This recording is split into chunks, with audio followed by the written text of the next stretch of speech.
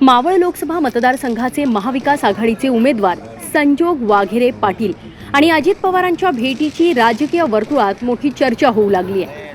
संजोग वाघेरे पाटील आणि पवार कुटुंबियांचे सलोख्याचे संबंध आहेत। पिंपरी चिंचवडमधील संजोग वाघेरे पाटील हे अजित पवारांचे अत्यंत विश्वासू मानले जातात। मात्र राष्ट्रवादी काँग्रेसच्या फुटीनंतर अजित पवारांनी भाजपला साथ दिली आणि इकडे संजोग वाघेरे पाटील यांनी मावळ लोकसभेसाठी उद्धव ठाकरेंच्या शिवसेनेत प्रवेश केला।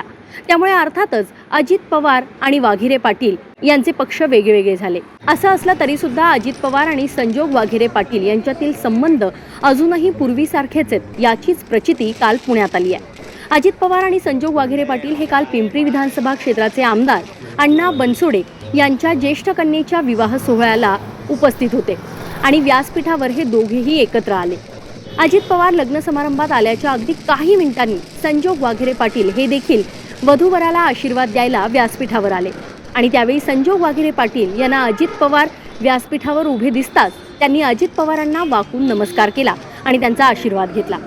सध्या मावळ लोकसभा मतदारसंघ हा चर्चेत आहे। या मतदारसंघात महाविकास आघाडीचे उमेदवार संजोग वाघेरे पाटील आणि महायुतीचे उमेदवार विद्यमान खासदार श्रीरंग बारणे यांच्यात थेट लढत होणार आहे।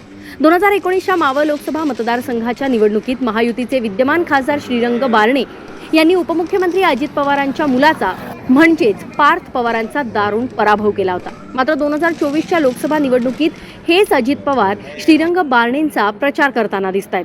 असं असताना त्यांच्या काही महिन्यांपूर्वीचे खंदे समर्थक तसंच 2024चे महाविकास आघाडीचे मावळ लोकसभा मतदारसंघाचे उमेदवार संजोग वाघेरे पाटील यांनी आपल्या पूर्वीच्या नेत्याला निवडणुकीपूर्वी नमस्कार करून त्यांचा आशीर्वाद घेतलाय।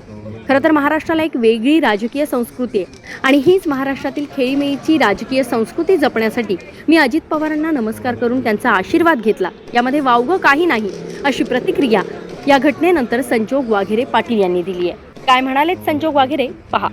नाही, याच्यामध्ये प्रामुख्यानं